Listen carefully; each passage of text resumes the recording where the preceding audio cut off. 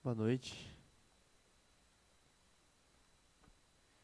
Bom, deixa eu só abrir aqui. Hoje nós vamos falar sobre dar frutos, né? E o assunto que o tio Nê pediu para a gente estudar hoje um pouco é sobre evangelismo.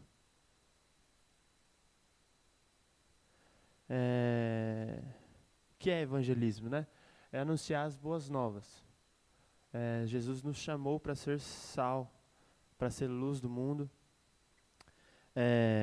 O reino de Deus é um reino de luz, o oposto das trevas, que é o reino de Satanás. Isso tudo a Bíblia que diz pra gente, né? E a própria luz de Deus, ela resplandece em nós. A luz se difunde, penetra, revela. A luz se espalha sobre o espaço e enche todas as coisas. O reino de Deus também é assim. Ele quer encher realmente todas as coisas. É como essa luz que a gente acabou de falar. A própria natureza de Deus e de seu reino é espalhar-se e expor todas as áreas das trevas. Ou seja, para que um pecador reconheça nas trevas que ele está, é necessário que a luz reflita sobre ele, para então mostrar o quão no pecado ele está, o quanto ele precisa dessa luz, o quanto ele precisa de Deus, né? E sendo este o caso, já não é logo, né? A gente sabendo de tudo isso, fica claro uma das nossas missões como igreja, que é realmente manifestar o reino de Deus, que é falar sobre as boas novas. De onde que veio essa palavra, boas novas? Né? Do grego, a palavra grega da qual recebemos, evangelismo, simplesmente quer dizer contar ou anunciar as boas novas. Então, quando você fala em evangelismo, você está falando em anunciar realmente as boas novas de Deus, né? Aí o primeiro ponto que nós vamos, eu não sei se a Mônica colocou tudo no slide.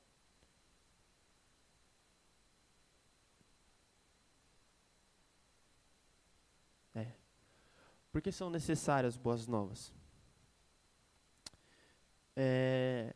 Se você for ler a Bíblia, você vai ver que no começo Adão e Eva caíram, né? Eles caíram no pecado. Ele foi criado à imagem de Deus, mas ele caiu no pecado e perdeu a comunhão com Deus, né, como consequência do pecado. Ou seja, ele maculou, ele sujou a imagem de Deus, que Deus tinha colocado nele, né? Então, esse é um dos primeiros motivos da gente anunciar as boas novas. Segundo, porque somos todos descendentes de Adão, feito à imagem do nosso pai Adão. Isso lá em Gênesis 5:3 fala. Todo homem nascido do mundo é nascido em pecado e formado em iniquidade. Ou seja, a partir do momento que nós nascemos, nós já nascemos em pecado. Então, por isso que nós precisamos das boas novas, né? Lá em Romanos fala, portanto, da mesma forma como o pecado entrou no mundo por um homem e pelo pecado a morte, assim também a morte veio a todos os homens, porque todos pecaram. Ou seja, não existe ninguém que está fora dessa zona de pecado, até aceitar essas boas novas. E alguns pontos mais sobre a necessidade de pregar as boas novas. Primeiro, todos nós somos filhos da ira. Eu não vou ficar comentando todos os versículos aqui, porque são muitos, então a gente é perigoso se alongar e eu não quero que ser bem objetivo. Então, alguns pontos. Primeiro, todos são filhos da ira. Lá em Efésios 2:3 fala isso. Segundo, todos estão sob condenação. Terceiro, todos têm um encontro com a morte. Quarto, todos estão mortos em seus delitos e pecados. Quinto, todos estão separados da vida de Deus. Sexto, todos são inimigos da lei de Deus, né? tem mais um ponto que nós vamos falar, não sei se a Mônica, como que ela separou, porque está diferente aqui da apostila. Então, ela não colocou mais slide. Então, eu vou falando e depois eu providencio para vocês um xerox, se vocês quiserem depois, para ler todos os textos certinhos. Ponto C dessa primeira pergunta, por que são necessárias boas novas? É o seguinte: o homem está separado de Deus há tanto tempo que ele se acostumou com o anormal. Ou seja, ele se acostumou em estar longe de Deus. E na realidade ele ama mais as trevas do que a luz. E a Bíblia fala isso. Lá em João 3,19 diz assim: este é o julgamento. A luz veio ao mundo, mas os homens amaram as trevas e não a luz, porque as suas obras eram más. Então, depois de Adão, todos nós nascemos no pecado. E esse pecado fez com que a gente, por natureza, rejeitássemos a luz, até Jesus nos encontrar, né? E isso continua até hoje. Uma pessoa que não é nascida ainda em Deus, ela continua rejeitando a luz. Continua rejeitando as boas novas. A segunda pergunta: o que são as boas novas? Né? Deus tomou a iniciativa de trazer o homem de volta para a comunhão com Ele. Ou seja, Deus sabia que Adão tinha quebrado a comunhão. E Ele também sabia que a única maneira de restaurar essa comunhão era através de um homem santo. Então Ele se fez homem através de Jesus e, buscando restaurar essa comunhão, fez o que fez, de morrer na cruz por nós. Então, essas são as boas novas. E todos aqueles que recebem a esse Deus, reconhecem o sacrifício de Jesus, aceitam o Senhor como único Salvador das suas vidas e nascem de novo em Cristo, eles estão recebendo as boas novas. Então, isso é boas novas, um novo nascimento, uma esperança que surgiu em meio a tantas trevas.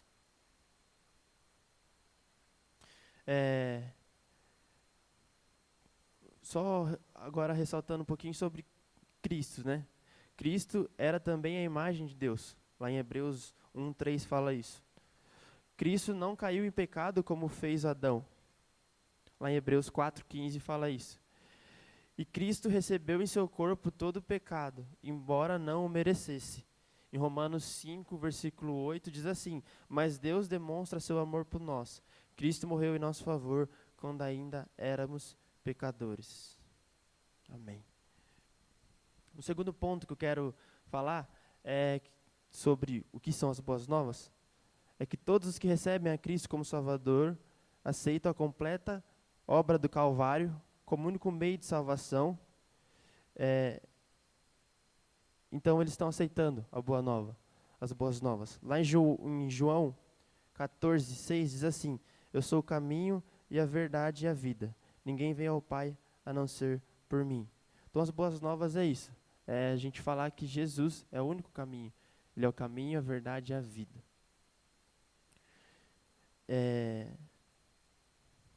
Em Cristo nós somos justificados. Lá em Romanos diz assim: ele foi entregue à morte por nossos pecados e ressuscitado para a nossa justificação. Ou seja, tudo que Jesus passou teve o intuito, tinha a direção de nos justificar, né? Sempre, não foi sem querer, foi querendo. E foi tudo realmente com intenção. Deus, ele queria realmente que nós fôssemos justificados.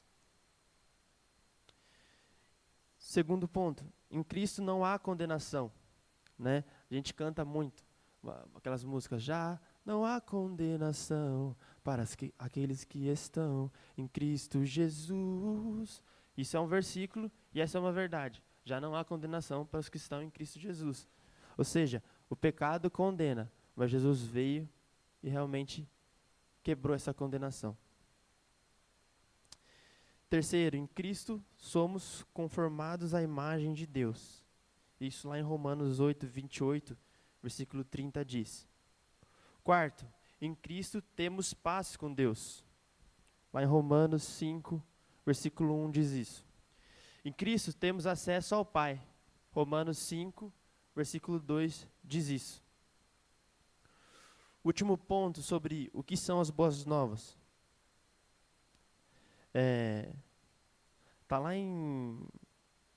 É o penúltimo, quer dizer. Por fim, o homem é restaurado à plena comunhão com o Pai e torna-se participante das riquezas da sua glória. Ou seja, realmente é uma restauração completa. O que Adão perdeu, Jesus reconquistou para nós. E último ponto sobre o que são as boas novas, é que Deus providenciou um só meio de salvação para todos os homens, sejam judeus ou gentios. E eu vou ler o versículo de Romanos 5, 21, que diz: mas onde aumentou o pecado, transbordou a graça, a fim de que assim como o pecado reinou na morte, também a graça reine pela justiça, para conceder vida eterna, mediante Jesus Cristo, nosso Senhor. O terceiro ponto que eu quero, terceira pergunta, né, que você deve se fazer, é que quem tem a responsabilidade de contar as boas novas? Você vai falar, é a igreja. É a igreja. Mas nós vamos explicar mais o porquê da igreja, né? Primeiro ponto dessa pergunta é: o caminho de Deus para a salvação não é descoberto pelo homem, mas vem a ele por revelação e precisa ser pregado a ele pela palavra revelada de Deus. Isso é em Romanos 10 e Romanos 16 vai estar falando sobre isso. O segundo ponto dessa pergunta é: a mensagem do evangelho foi confiada à igreja. É bem conhecido a grande comissão. O que é a grande comissão? É o texto de Mateus 28, 18 e 20, que diz assim, foi-me dada toda a autoridade nos céus e na terra. Portanto, vão e façam discípulos de todas as nações, batizando-os em nome do Pai, do Filho e do Espírito Santo, ensinando-os a obedecer a tudo o que eu lhes ordenei. E eu estarei sempre com vocês até o fim dos tempos. Isso é o que o pessoal chama de grande comissão, né? É uma missão dada a todos aqui. Terceiro ponto dessa pergunta.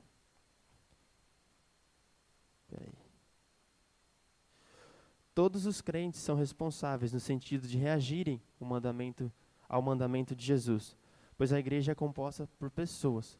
Ou seja, a partir do momento que eu entendo que a igreja é responsável por pregar as boas novas, eu também entendo que a igreja é composta por pessoas. É o que diz a palavra de Deus. E todas são importantes. Então, se a igreja é responsável por pregar as boas novas, eu também sou responsável por pregar as boas novas. Quarta pergunta, e nós já estamos acabando. Qual é o ensino do Novo Testamento acerca da nossa responsabilidade de levarmos as boas novas? Primeiro, o ministério primário de Jesus era evangelizar. Você vai ler os evangelhos, você vai ver que Jesus, antes de fazer milagres, antes de curar os enfermos, ele pregava as boas novas. Segundo ponto, o ministério daqueles que Jesus enviou era o evangelismo. Jesus, quando ele envia os discípulos, ele os envia com a missão deles pregarem as boas novas. O terceiro ponto, Paulo estava pronto para pregar o evangelho em toda a parte. Se você conhece a história de Paulo, você vai ver que ele realmente viajou, não vou falar o mundo inteiro, né? Mas muita parte do mundo pregando o evangelho. E isso o Novo Testamento mostra pra gente. A igreja primitiva, que é a igreja que, lá em Atos, você lê Atos, você vai ver, ela reconheceu a sua responsabilidade de evangelizar. Né? Lá tem os versículos certinhos, e são vários os textos que falam deles pregando as boas novas, reunindo e falando as boas novas, andando e falando das boas novas. O quinto ponto, as boas novas precisam ser compartilhadas, pois é a única maneira de divulgá-las. O texto de Romanos 10, 14 e 15 diz assim: como, pois, invocarão aqueles em quem não creram? E como crerão naquele de quem não ouviram falar? E como ouvirão, senão a quem pregue? E como pregarão, se não forem enviados? Assim como está escrito: quão formosos os pés dos que anunciam as boas novas. As pessoas precisam escutar as boas novas. Se elas não escutarem, elas não vão poder aceitar essas boas novas. Né? A gente tem muito relato de pessoas que realmente têm uma experiência sobrenatural de conversão, de Jesus, um anjo ou alguma coisa assim aparecendo, e tendo realmente experiências tremendas, mas nem todas as pessoas são assim. Então, as pessoas elas precisam escutar da gente as boas novas, para então aceitar as boas novas. Sexto ponto. Há uma necessidade de todos nós nos envolvermos nessa área. Lá em 1 Coríntios, capítulo 9, versículo 16, diz assim: Pois, se anuncio o evangelho, não tenho de que me gloriar, porque me é imposta essa obrigação. E ai de mim se não anunciar o evangelho. Paulo, ele tinha essa convicção. A partir do momento que ele foi alcançado pelas boas novas, que ele conheceu as boas novas, ele se via na obrigação de compartilhar as boas novas. Ele tinha a convicção de que as boas novas não era um tesouro para ele guardar só para ele. As pessoas precisavam conhecer o Deus que transformou a vida dele, que era um dos maiores perseguidores da igreja e depois se tornou talvez o maior apóstolo. Né? Sétimo ponto. Não devemos pregar somente quando somos pagos para fazê-los. Esse ponto é meio polêmico. Pregar somente quando somos pagos para fazê-lo. Lá em 1 Coríntios, capítulo 9, versículo 18, Paulo também vai falar, né, de pregar o evangelho sem se preocupar se você é pago ou não. Você pregar de graça. E é isso mesmo. Hoje em dia a gente tem muito exemplo de pessoas que pregam o evangelho, que vendem o evangelho, né? E não é assim, o evangelho, o único preço que existia já foi pago na cruz. O resto, o evangelho não tem que ser comercializado, ele tem que ser pregado. E último ponto, Paulo, lá em Romanos, ele elogia o modo particular da igreja de Roma pelos esforços em evangelizar nas suas comunidades e além das suas fronteiras. Romanos 1:8, ele fala assim: Antes de tudo, sou grato a meu Deus, mediante Jesus Cristo, por todos vocês, porque em todo o mundo está sendo anunciado a fé que vocês têm. Ou seja, a igreja de Roma era um grande exemplo das boas novas. Essa fé que eles tinham era a fé no Filho de Deus. Era a fé que Jesus Cristo tinha morrido, mas que Jesus Cristo tinha ressuscitado e tinha subido ao lado do Pai. Então, eles depois que escutaram, que foram alcançados pelas boas novas, se tornaram exemplos da fé que eles tinham nas boas novas. E que a gente se torne uma igreja assim, que você, que a gente se torne pessoalmente pessoas assim, onde as pessoas olham para nós e possam falar que são gratos a Deus porque pelo exemplo da nossa fé, pelo exemplo de como nós pregamos as boas novas, e principalmente na nossa maneira de viver. Tem uma frase que eu vou falar para encerrar, que fala assim, eu não lembro o autor, que diz: pregue a palavra, pregue o evangelho, se necessário, use palavras. Então assim, que a gente realmente possa viver as boas novas de tal maneira que as pessoas elas consigam ver que nós vivemos as boas novas. Ou seja, uma vida nova, uma vida diferente do que a gente vivia quando a gente estava no pecado, quando a gente estava condenado, quando para nós só restava a morte. Hoje resta esperança, hoje existe alegria, hoje existe paz, hoje existe, como eu falei aqui, justificação, hoje existe perdão. Então, que a gente realmente viva de tal maneira que as pessoas elas possam ver realmente as boas novas em nós e se interessem por isso. Amém? João? Ou pastor? O pastor vai falar alguma coisa?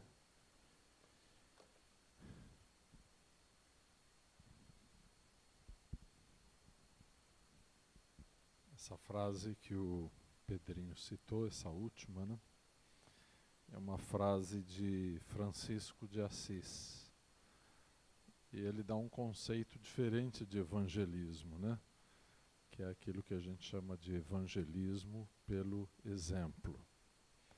E ele dizia assim para os discípulos dele: evangelize sempre. Se necessário, fale. E a gente pensa que evangelizar é só falar, né? Mas antes de falar, as pessoas precisam ver o Cristo que está sendo formado em nós. Aí então, as palavras do Evangelho têm autoridade e poder para mudar as pessoas. Amém? Irmão João.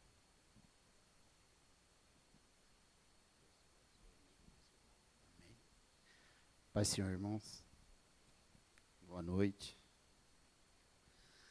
Nós vamos continuar falando também um pouquinho de santificação. Acho que eu não vai dar para usar, né? Acho que é o mesmo que eu tenho aqui, é isso mesmo. Então nós vamos estar falando um pouquinho, o irmão falou do evangelismo, nós vamos estar falando um pouquinho de santificação, amém? Nós vamos ser bem breve também, tá bom? Diz assim, santificação, que é a propriedade que o próprio Deus da paz o santifique inteiramente, que todo o espírito, alma e corpo de vocês sejam conservados irrepreensíveis na vinda de nosso Senhor Jesus Cristo. Irmãos, depois vocês meditem em casa, está em 1 Tessalonicenses 5:23, que vai falar um pouquinho de essa santificação. A santificação é a separação do mundo. Então, o que acontece? Todas as vezes, quando nós aceitamos o Senhor Jesus, quando nós viemos para o Senhor Jesus, quando começamos a servir Ele, automaticamente nós vamos começar de deixar as coisas no mundo, como nós cristãos costumamos falar, né? Nós vamos começar a nos separar dessas coisas que nos afastam de Deus. Então, alguns vícios, algumas coisas que nos afastam de Deus, alguns pecados, nós vamos começar a nos separar e vamos começar a servir ao Senhor, né? Então, nós temos esse hábito de falar assim, ó, essas coisas são do mundo, isso aqui não é, o cristão não faz essas coisas. E essas coisas aqui são mundanas. Fé, algumas festas, alguns rituais, algumas coisas que acabam nos afastando de Deus. Então, a questão a separação do mundo, então, é basicamente isso, né? Deixar de fazer as coisas que nós estamos acostumados de fazer quando nós não somos cristãos. E a partir da hora que nós nos convertemos, começamos a servir ao Senhor, nós começamos a fazer as coisas que Cristo coloca em nosso coração. Amém? Deus chama os cristãos de santos. Santos nada mais é que separados. Separados para servir ao Senhor. Separados para fazer a obra do Senhor, né? Então, nós somos santos, nós que estamos na igreja, nós que servimos ao Senhor. Nós escolhemos um caminho, escolhemos uma doutrina, escolhemos uma forma de vida, uma forma de servir ao Senhor, né? Então, desde lá da antiguidade, desde lá de trás, o Senhor Jesus, nosso Deus já falou que nós éramos santos, separados para o servir, para servir a Ele, para servir as coisas de Deus. Amém, irmãos? E nós temos aqui também a santificação é o Espírito Santo. Então, todas as coisas que, quando nós começamos a servir ao Senhor, quando nós deixamos de fazer as coisas que nós estávamos acostumados a fazer, automaticamente o Espírito Santo vai começar a conduzir as nossas vidas. Vai começar a falar conosco, vai começar, muitas vezes, nós viemos para a igreja, nós somos novos convertidos, e nós temos muitas coisas erradas que nós aplicamos, né, no mundo, e quando nós começamos a servir ao Senhor, que nós vamos fazer algo que desagrada ao Senhor, o Espírito Santo começa a ministrar nos nossos corações. E aí nós falamos assim, quando nós começamos a servir ao Senhor, nossa, eu ia fazer algo e parece que alguém me falou alguma coisa, eu senti de não fazer mais isso, eu fiquei angustiado quando eu fui fazer essas coisas. Então, todas aquelas coisas que nós achávamos que era normal quando nós estávamos no mundo, quando nós começamos a servir ao Senhor, o Espírito Santo começa a ministrar no nosso coração que aquilo é errado diante de Deus. Porque também nós começamos a aprender, começamos a ler a palavra, começamos a ser instruídos na palavra, né? A como nós estamos fazendo aqui, esse culto de ensinamento. Isso é o quê? Para que nós nos fortalecemos, para que nós nos aprendemos, para que nós aprendemos o que é o certo e o que é o errado diante das coisas de Deus. E automaticamente o Espírito Santo começa a nos dominar. É como Paulo falava, né, que era uma guerra entre carne e espírito. Ele falava, muitas vezes, coisas que eu não quero fazer, eu acabo fazendo. E as coisas que eu quero fazer, eu não consigo fazer. Na realidade, ele estava falando, o que a carne fica me pedindo, o que ela fica me aguçando, eu acabo fazendo muitas coisas, né, que a carne está pedindo, né. E o que o Espírito ministra no meu coração, muitas vezes eu não consigo. E é uma guerra mesmo, irmãos. Esta guerra, ela é verdadeira. Por isso que a palavra de Deus diz assim, que no reino celestial, aqui nesta hora, está havendo uma grande batalha, uma grande guerra, né? Então nós temos que olhar pelos olhos espirituais, que é uma guerra, algo quer impedir que nós estivéssemos aqui reunidos, ouvindo essa palavra sendo ministrada nos nossos corações, mas a palavra do Senhor diz que Ele nos guarda, que Ele nos protege, que Ele toma conta de nós, para que nós pudéssemos estarmos aqui, juntos, ouvindo a palavra, aprendendo um pouco mais da palavra. Então, quando o Espírito Santo começa a ministrar nos nossos corações, muitas coisas começam a mudar. E o que nós percebemos, quando nós estamos na direção errada, que as pessoas que andavam conosco, que elas não são cristãs, elas começam a falar, você está diferente. Você deixou de fazer isso. Ué, mas você não vai mais aqui? Você ia na festa, você bebia, você fumava, você fazia isso, aquilo outro, e agora você não está fazendo mais. Então, essa é a grande mudança que o Espírito Santo vai nos ministrando nos nossos corações e vai falando de que maneira nós temos que agir, de que maneira nós temos que fazer, né? Então, quando as pessoas elas vão falar isso para nós mesmos, irmãos, que nós vamos ficar meio quadrados, que nós viramos santinhos, que nós não estamos, agora parece que nós somos santos, mas nós somos santos mesmo. A Bíblia falou que nós somos santos, somos separados. E é isso que vai acontecer, nós vamos começar a fazer a diferença. E a Bíblia é bem clara, treva e luz não se dá. Aonde a luz chega, as trevas vai partir em retirada. E nós vamos começar achar que muitas pessoas se tornou inimigos nós. Mas é isso mesmo, porque nós somos inimigos do mundo.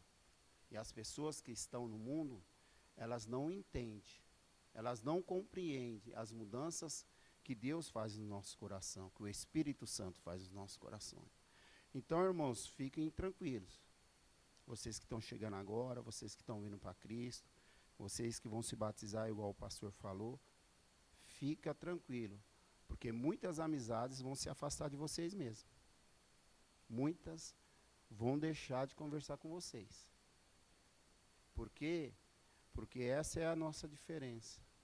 Aonde nós chegarmos, muitas pessoas que não servem ao Senhor, elas vão começar a achar que nós se tornamos adequados, que nós não somos mais, e não somos mesmos. Há uma grande mudança, porque tem que haver a mudança em nós, quando nós começamos a servir ao Senhor. Se for para nós virmos para Cristo e permanecermos da mesma maneira, alguma coisa está errada. Alguma coisa está errada. Porque nós temos que fazer a diferença. Porque quando nós não conseguimos fazer a diferença no meio do mundo, alguma coisa está errada com nós. Então o mundo está nos ganhando. Então nós que estamos deixando de ser cristãos, estamos voltando para o mundo. Mas o Espírito Santo, o nosso Deus, ele é misericordioso, ele cuida de nós, ele é zeloso, ele zela com a gente, ele zela pela nossa vida, né? Então eu quando vim para Jesus, eu também achava que era um povo maluco, um povo esquisito, mas aí depois o Senhor começou, aí as pessoas começavam a me chamar daquilo que eu pensava. Elas que falavam, você mudou, João? Às vezes eu vejo você na porta da igreja ali, dando aqueles glória. Tinha um irmão que andava comigo e falava assim, nossa, você dá uns glória a Deus aí, que pelo amor de Deus, para que precisa gritar tão alto?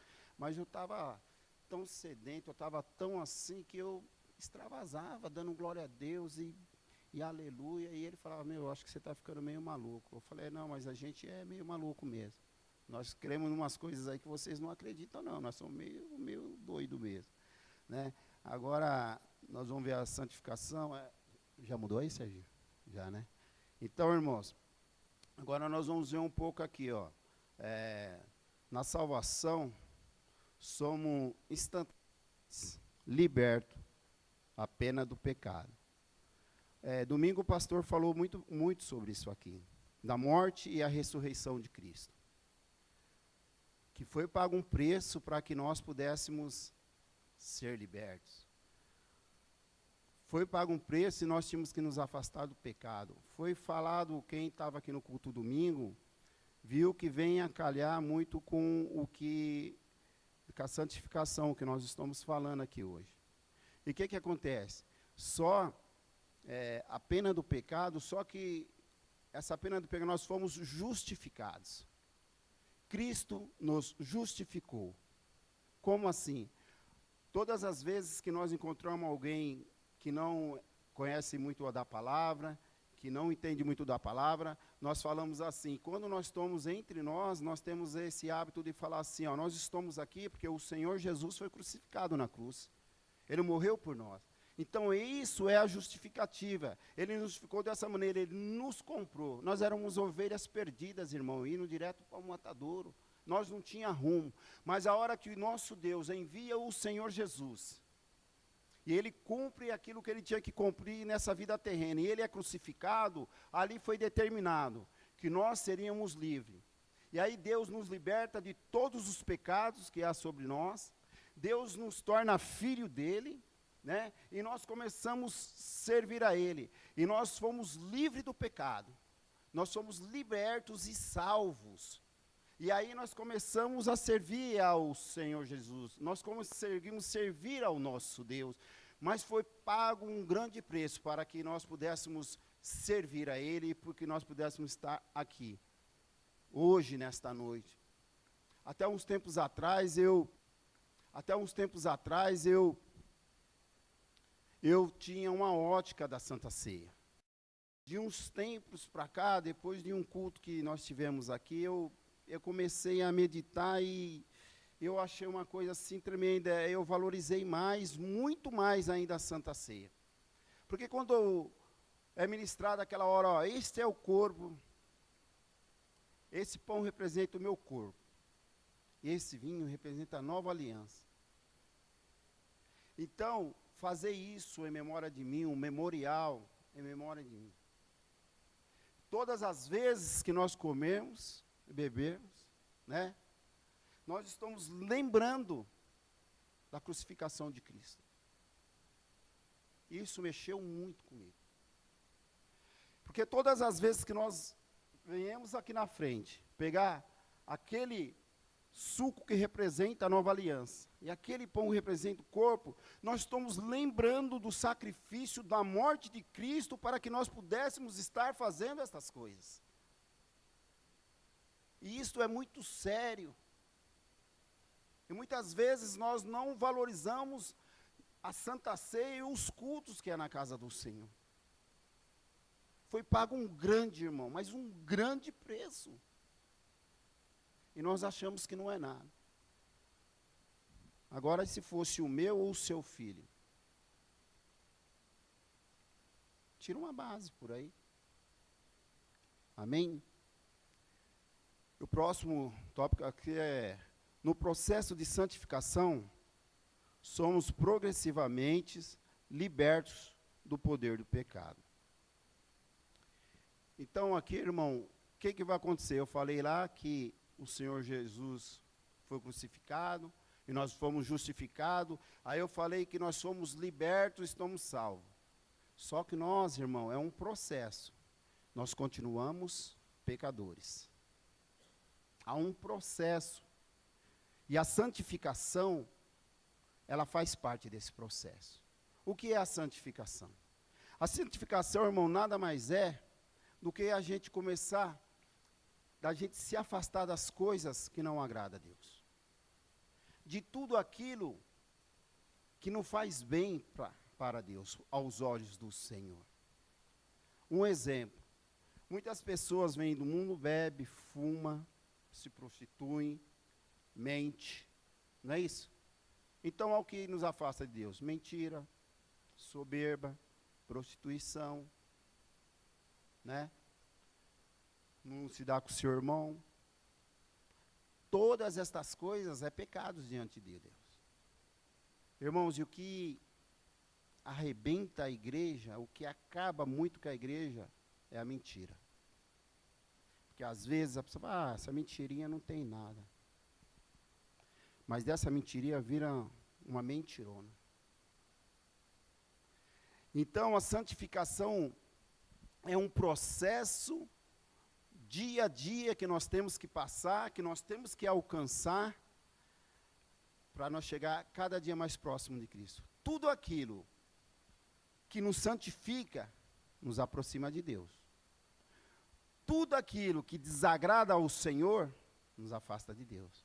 Então, os nossos pecados nos afastam de Deus. A nossa santidade, aquilo que nós fazemos para agradar ao Senhor, nos achega a Deus. Então, é desta maneira. Quanto mais nós conseguirmos nos libertar das coisas do mundo, e quanto mais nós conseguirmos fazer as coisas de Deus, é o que vai nos aproximar de Deus. Por isso que nós temos que santificar, por isso que nós somos santos. A santificação é muito séria, irmãos. Porque tem irmãos que dá glória a Deus, aleluia, está dentro da igreja, mas muitas vezes não dá nem bom dia para o vizinho. Não dá nem bom dia para o seu próprio irmão de sangue. Estas coisas desagradam ao Senhor. Essas coisas te afastam do Senhor. Então, o Senhor Jesus, ele é bem claro, ele é maravilhoso, ele fala, aquele que não está comigo, está contra mim. Aquele que não ajunta, espalha. Aquele que não faz a minha vontade, está indo contra a minha vontade. Então, quando nós lemos a palavra do Senhor, que é a palavra dele, e nós fazemos contrária a esta palavra, nós estamos indo contrário a Deus. Ah, mas eu estou fazendo isso aqui, ninguém está vendo. Mas Deus está vendo, irmão. Deus está vendo. E a Bíblia diz assim, ó, que diante do Senhor naquele dia vão se abrir os livros. Os livros. Que está o seu nome. Tudo que você faz, o memorial está sendo assinado, está sendo guardado, escrito. Vai se abrir os livros diante de Deus. Nosso mundo não é esse, irmão. Isso aqui é passageiro.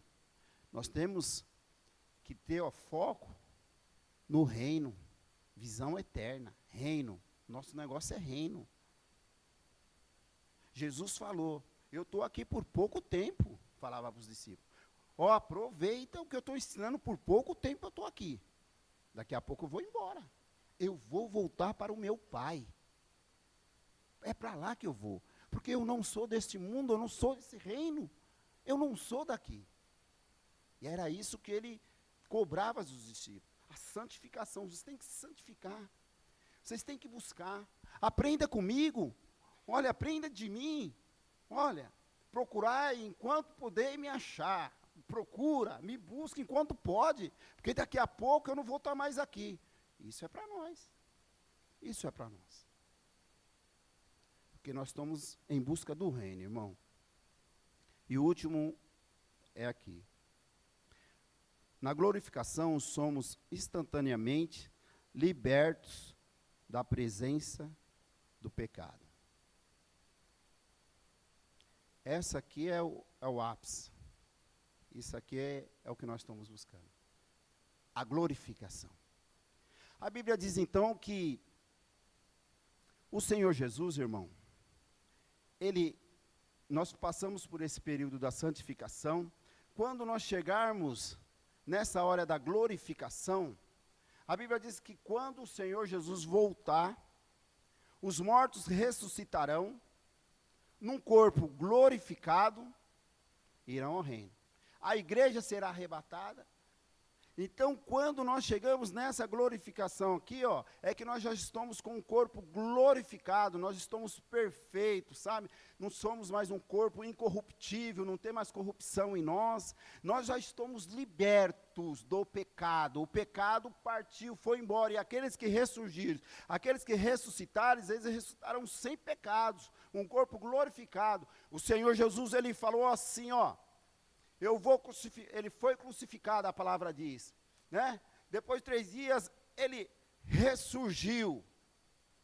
Não foi isso que aconteceu? Mas ele falou para os discípulos, mas agora eu vou para o meu Pai, eu vou voltar para ele. E a Bíblia diz que ele estava num corpo glorificado, ele foi ao céu, ele voltou para o Senhor. E para nós estarmos junto com eles, nós vamos estar assim também, com um corpo glorificado diante de Deus. Essa é a glória, é isso que nós estamos buscando. Esse é o nosso foco, esse é o nosso alvo, de buscar ao Senhor.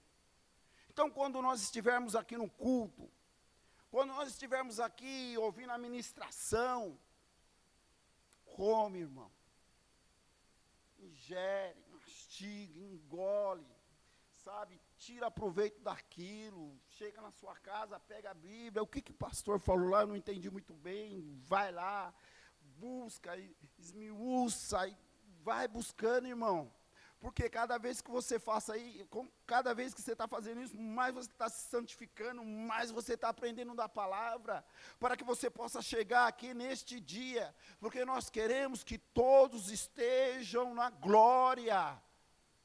Por isso que é a glorificação, somos libertos de todo pecado, Deus tira todo pecado, sabe? E nós vamos para o reino, para a cidade celestial, e nós vamos estar lá juntos.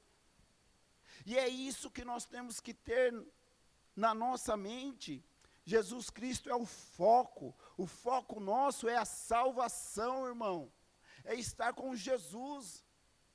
Já pensou você ficar no meio do caminho? Já pensou você ficar aqui, a igreja está sendo arrebatada, você está vendo as pessoas ressurgindo, se levantando, indo aos céus e você ficar? Mas para que você alcance isso, tem essas etapas, irmão. Vai ter a etapa da salvação, no começo da justificação, que nós foi falando, depois é a santificação e a glorificação.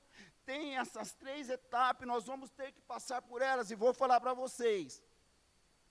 O meio é sempre mais difícil, e o meio aqui é a santificação. Tudo que você começa na sua vida pessoal, seja no que for o começo, você está num gás, você vai, é fácil. Mas na hora que chega no meio, começa a vir problema daqui, dali, e aí você começa a já dar uma esmorecida, você, não vou conseguir, não vou. Irmão, o meio é difícil. Mas que por você chega, para finalizar, você tem que passar pelo meio. E o meio é o aprendizado, irmão. Você aceitou o Senhor Jesus, se batizou, começou a andar com o Senhor, começou a entender da palavra, aí você começa o que? Se santificar, buscar, para que você passe isso para mais pessoas, e para que você também permaneça firme, para que você alcance o alvo que é Jesus. Nós temos visto muitas pessoas, irmão, saindo da igreja, mas é não sei o quê. Irmão, não existe igreja perfeita. Não tem. Porque o ser humano, nós falamos aqui, acabamos de falar, nós somos pecadores, nós somos imperfeitos. O dia que nós chegar na estatura do varão perfeito, já foi falar, nós vamos para a glória. Então você tem que aceitar os meus defeitos, e eu também tenho que aceitar e respeitar os seus defeitos também. E nós temos que chegar num comum acordo, até onde eu posso ir, até onde você pode ir. Mas sem essa de nós sairmos dessa porta para fora, um de cara amarrada com o outro, um com raiva do outro, O nosso Deus, ele não era assim. O nosso Jesus, ele falava na cara. Ele era direto. Só que ao mesmo tempo que ele batia, ele passava o bálsamo, ele corrigia. Nós já falamos aqui, a correção tem que haver. Mas só que o Senhor Jesus também abraçava e falava, vem aqui, senta aqui, deita aqui no meu colo. Vamos conversar. E acabou.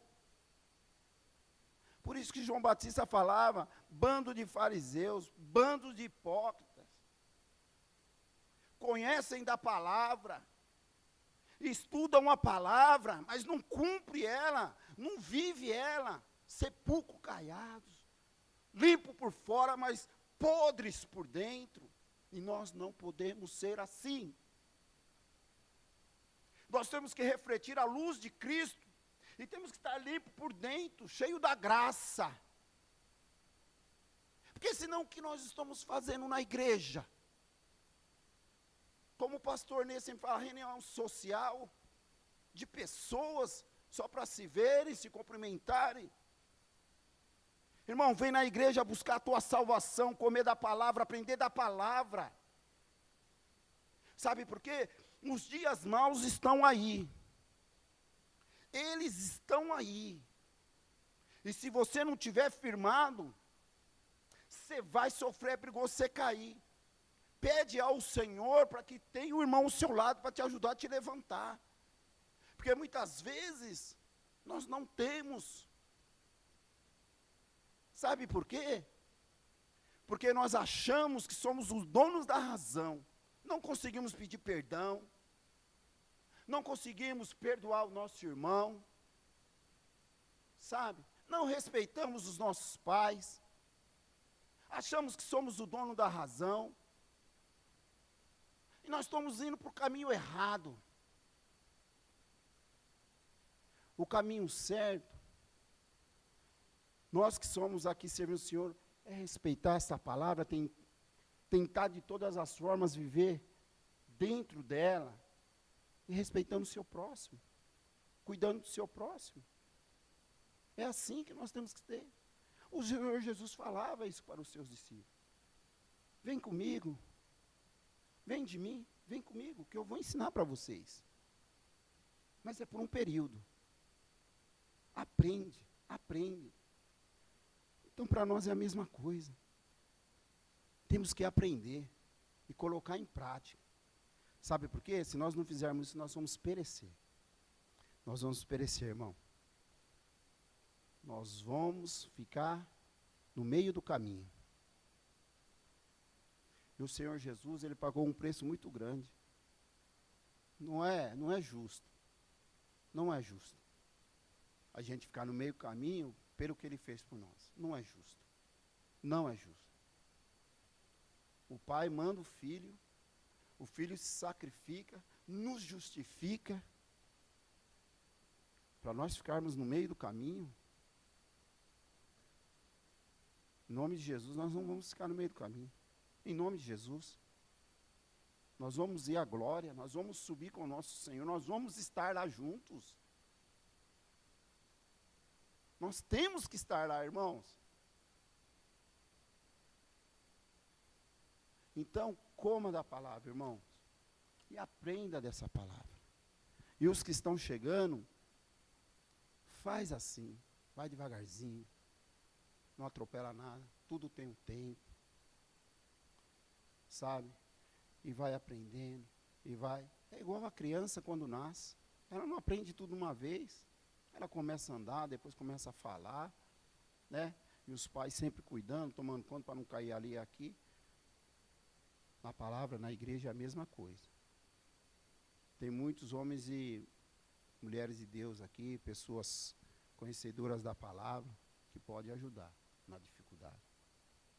Então, se vocês precisarem, sempre tem alguém. Tem o pastor Paulo, pastor Ney, tem os presbíteros aí, que está sempre para poder ajudar. Amém? Amém, irmão. Deus abençoe, tá? Aqui terminando.